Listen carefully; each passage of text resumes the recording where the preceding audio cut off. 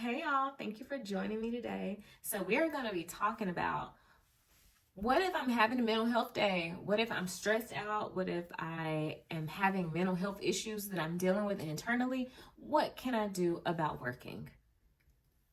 You can take a day off, and I'm going to tell you exactly how to do that.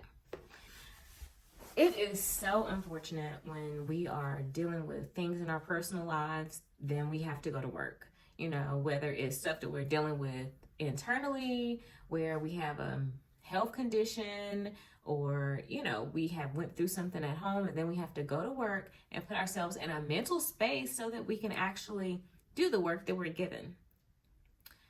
So fortunately for you, there is a way to be able to take off of work when you're having these issues. Okay, you may be dealing with bipolar, depression, schizophrenia. You may be dealing with anxiety, just a whole plethora of things that you could be dealing with. And fortunately for you, and what you may not know, is that you may be able to take time off of work to deal with those things when you're having this sort of episode. They may not tell you, but have you ever heard of FMLA? FMLA stands for the Family Medical Leave Act. FMLA is a benefit that you have if you've been working at your job for at least a year, and in the past year you've worked 1,250 hours. So you would be eligible for this benefit if your job, offers this benefit. So before you take it, you may just want to reach out to them and see if they are in the program and they do offer FMLA benefits. So that being the case, they may not just come out and tell you, because of course you're not putting it on Front Street. You're not telling people that, hey, I'm dealing with anxiety and depression. No, who wants to do that at work? Like, no one is telling their business. No one wants to be the person that's known as the person who has anxiety. Nobody wants to be known as the person who, has crying fits of depression, because they may be on the phone talking to a customer, and the customer, triggers them, and then they can't do anything.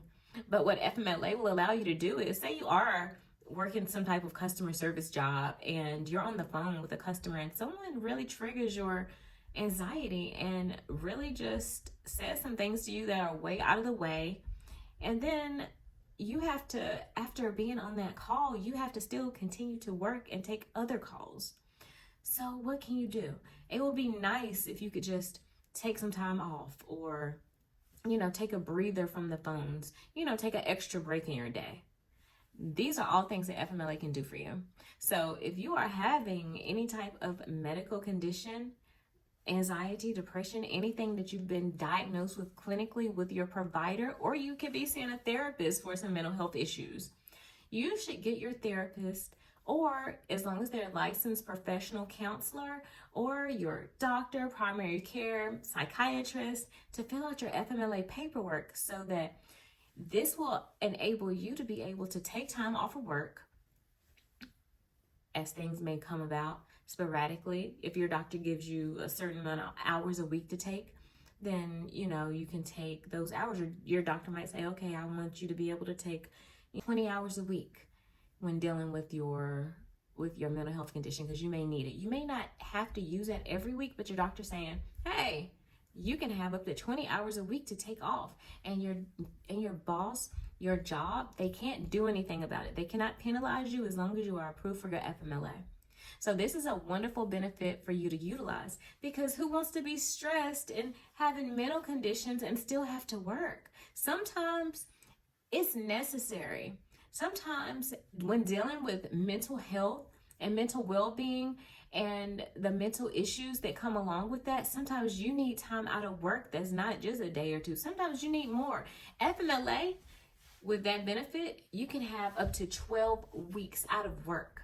And that's 12 weeks that you have off that your job cannot replace you. And during that time, and you don't even have to take the whole time. That's just what you have available. So your doctor may say, okay, you're having an issue right now and you're not able to properly take care of your children. You may be so stressed out where you're just sleeping all day. Like whenever you get off of work, you have kids. You need to take care of them. So if you're sleeping all day and you can barely interact with your children, you don't have the energy. You don't have the energy to even go to any of their functions. You can't go to their sporting events. You don't even want to hardly take them. They may have tutoring or something in the morning, and you don't even want to get up. You only want to do the bare minimum, and so you're barely getting yourself out of bed to even work. That's a red flag. That's a big flag to say you might need some time off of work. That is not the normal. That is not a normal mental health of someone who is functioning properly. And I'm not a doctor. I'm just someone who's did a lot of FMLA processing and paperwork and consulting. I'm just someone who knows these things. Okay, so nothing about diagnosis, anything like that. I'm just telling you that as a functioning person, that those things should not be keeping you from doing your daily activities, daily living things, interacting with children, family. When you're starting to feel like you can't do those type of things, that's when it's time for something to happen. So you may need some time out of work where your doctor says, okay, I think you're going to need 2 weeks out of work. So in this 2 weeks, your doctor, they may prescribe you medication to take. They may have you seeing a therapist, and then at the end of the 2 weeks, your doctor may say, okay, this person, they need to be out a little longer. Or they might say, okay, you may be able to return to work, but, I'm going to give you intermittent FMLA, and that's when you can take the time off sporadically. I may give you intermittent FMLA so that you can go back to work. But if you're having any of these triggers that you were having before, then we'll be able to manage and say, okay, this morning I'm waking up, my heart is racing, I'm triggered. Maybe you had an argument with a friend. Maybe you were dealing with like a lover who, can sometimes toy with emotions. So you're like, I just cannot deal with work today. And with that benefit of FMLA, you can be off of work. You can call in and you can report it with your FMLA that you can't be at work, and then you can't get in trouble for that, even though it's just day of. So this is really a great benefit that you would want to utilize this. You can take extra time off of work. Who doesn't want to do that? Because a lot of people don't know that this is a benefit that will help you do that. A lot of people, it's so surprising, they don't even know what FMLA is. And they know they need time out. They know they're going through stuff, but it's just, I find so much that so many employees don't know their benefits. Know your benefits. Learn. Speak to your HR, your human resource department, and we give you so much information. Call your companies. See what's available to you, because some companies, not only can you get FMLA, but some companies, if you're paying into some type of disability program, you could actually have a program, a benefit set up for you that would allow you to be paid during this time also. So that's why it's so important to know what you're paying into and knowing what your benefits are, because we got kids, we got families, we got responsibilities.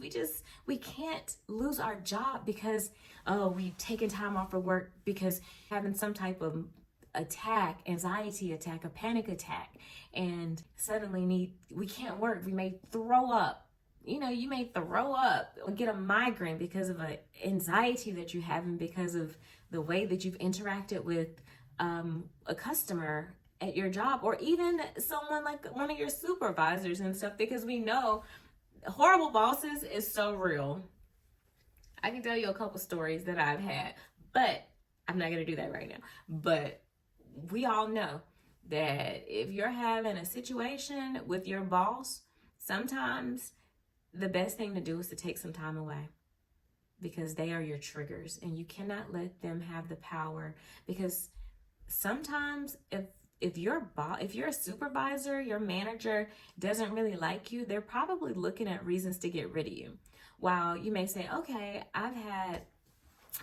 for example, you may say, okay, I don't need FMLA because I have a manager that allows me to, come and go, use my PTO time, and they don't give me occurrences. But I'll tell you a story. I had that situation with, an employee that I saw.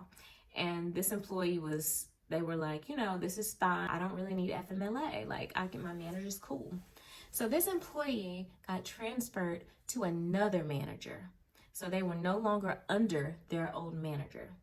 So the manager that they had then started going back and checking their old previous time.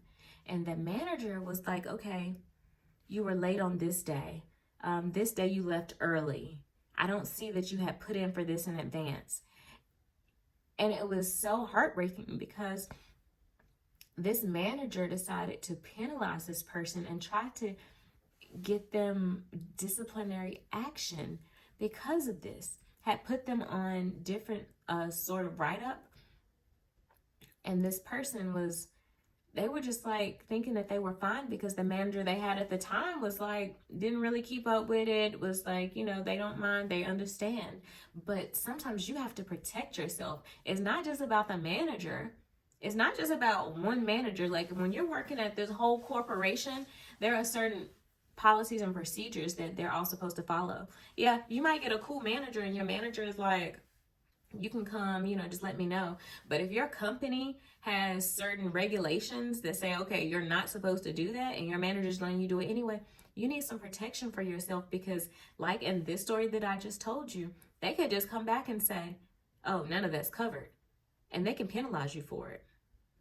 That's not something that you want to be going through, especially if you're having serious health conditions. Some people have migraines and depression, all of that kind of stuff, and anxiety. It makes you have migraines sometimes. And so you're walking around here with migraines and you're not even taking your time off of work. And so I'm here to tell you, we're not going to do that. We're going to protect ourselves. You have these benefits. You have these benefits that you can use. This is something that you have. I'm trying to help you because I've heard so many stories. This lady said that her husband had to take an eye surgery and he didn't even know what FMLA was. And he thought he had to use his own time, you know, until he was given the right information. And he was able to then realize, okay, I have FMLA benefits that will cover me. You can take time out of work. You can take time out of work. If you hurt yourself, you can take time out of work. If you have stress, okay, and that stress is made worse and you have an underlying mental condition, because you cannot just go out of work for stress, for a stress leave. It has to be more than that. It has to be, I can't work. I'm shaking. I literally cannot type. Like if you cannot type, like if you're shaking at work, you're breathing heavy, like you can barely breathe, you can barely catch your breath, and you're not even doing anything. That's like a symptom of like anxiety.